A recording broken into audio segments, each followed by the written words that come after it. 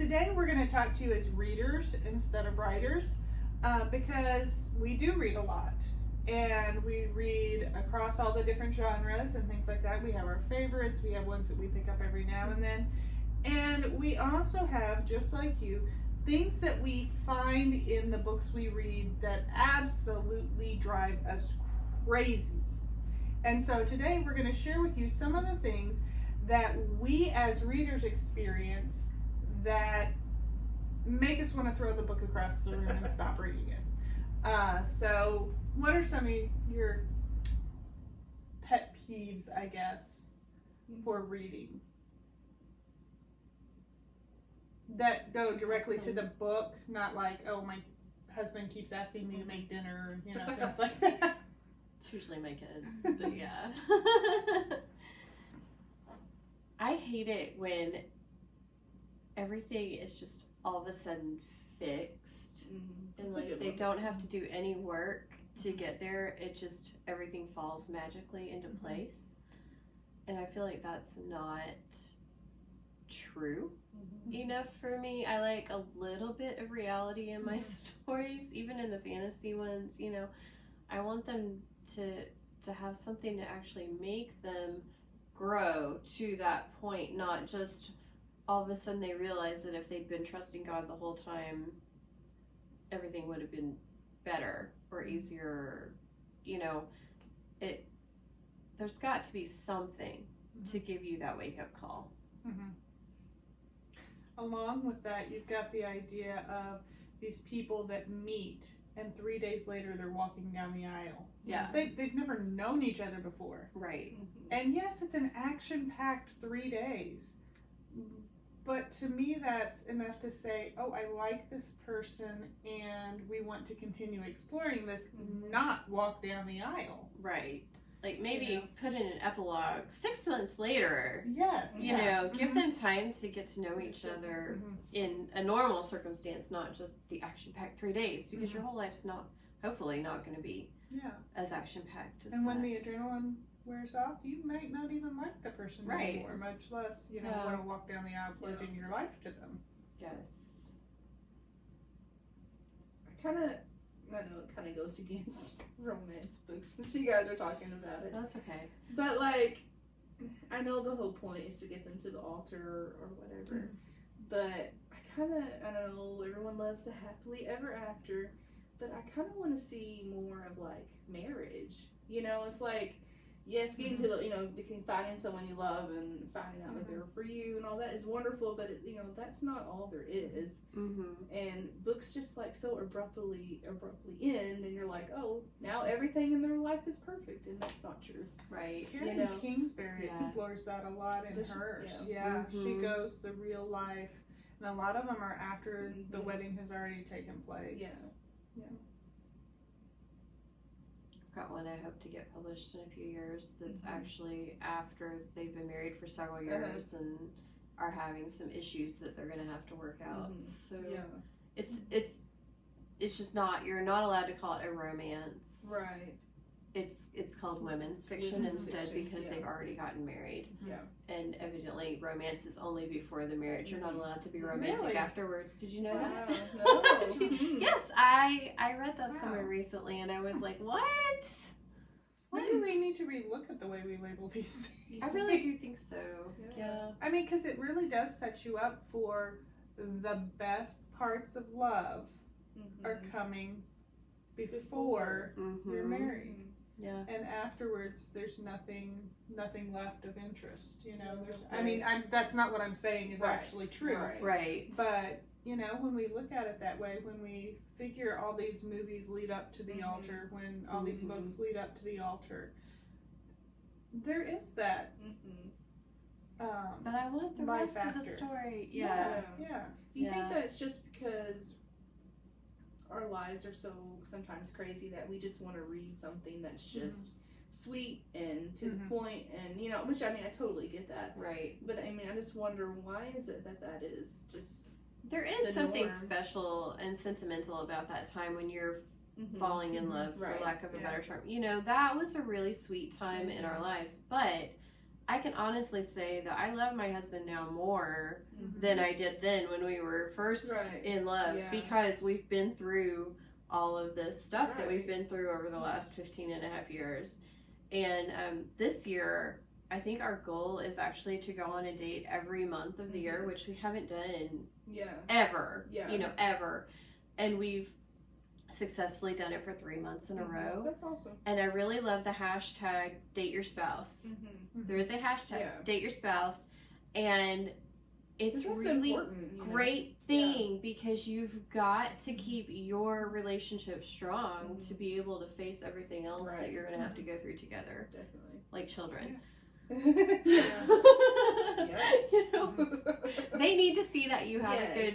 a good Yes. relationship, or they're not going to have, you know, they're not going to know how to have one themselves. One Right, day exactly. as well, they're not going to be there anymore. Exactly. And if your whole persona has been tied up in that and not taking care of you and your spouse, Then you're like starting all over. You don't know are. your Yes. spouse. You are, and especially if that happens at a time when you're both able to be home more, Mm-hmm.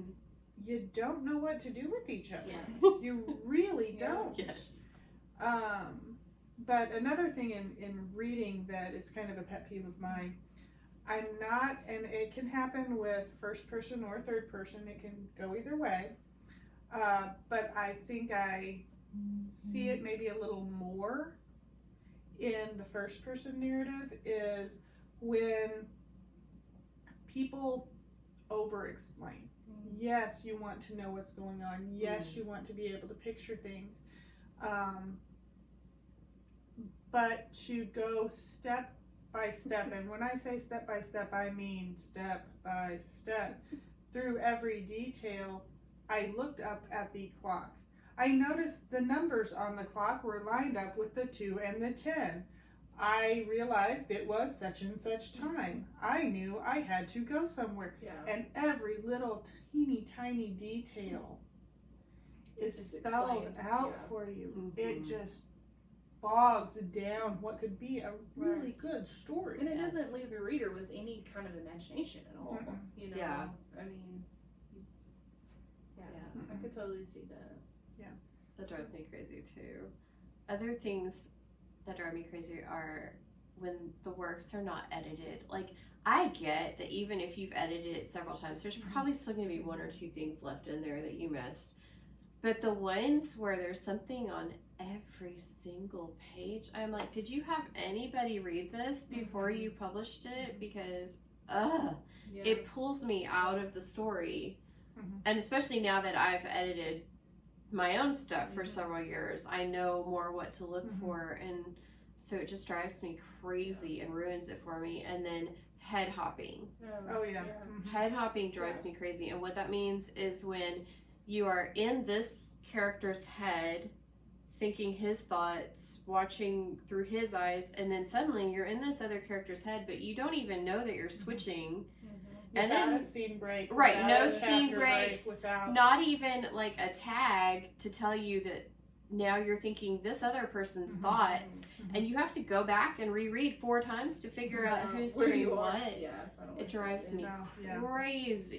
crazy. And on the one that you were talking about before that, Mm. I think it is so hard anymore because when you look at it, different publishers will use different, like Chicago Manual of Style, or they may use this other one or that other one or whatever.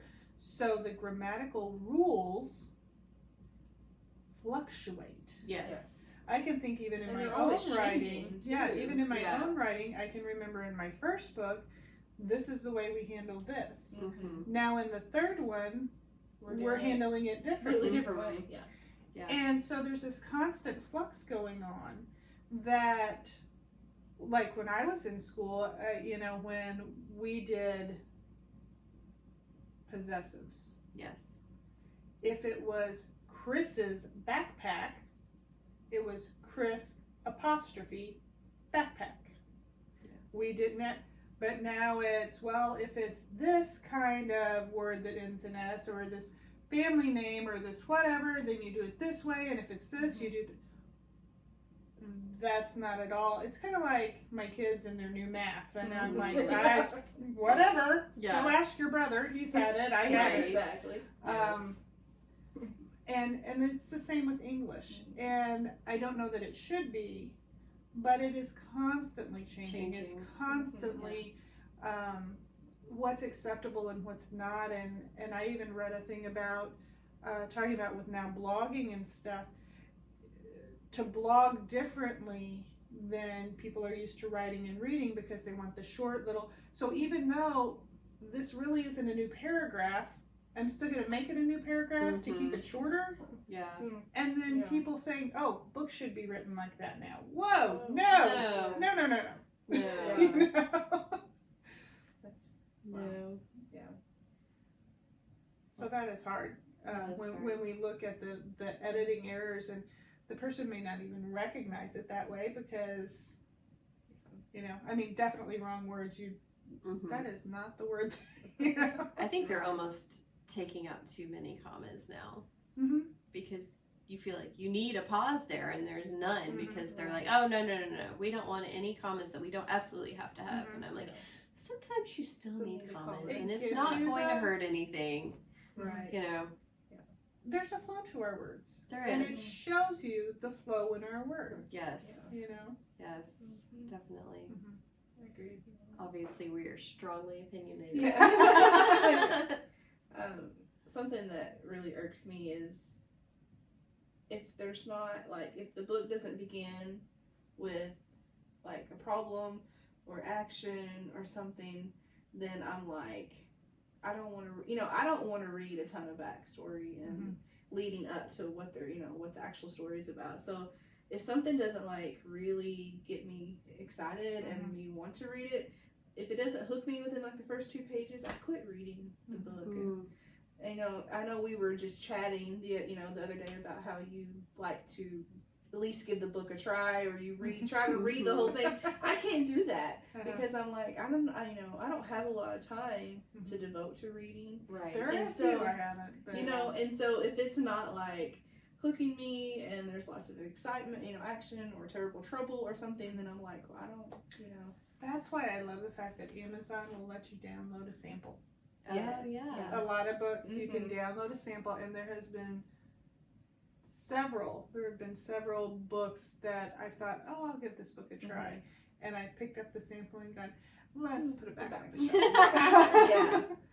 We aren't going to keep going with Yes. it. And I don't feel as much like, I really need to get through the story, because I just paid 99 cents for this story. Come on. Right. Yeah. Definitely. Sample downloading, that's a good idea. Yeah. So we want to know, what are some things that you guys do not like when you're reading? Leave us a comment in the comment section. And don't forget to do your U in 20 videos. And then we will put one on the end of our videos when you guys send those in. The email address is in the description below. And don't forget to hit subscribe. And we will see you guys next time. Bye. Bye.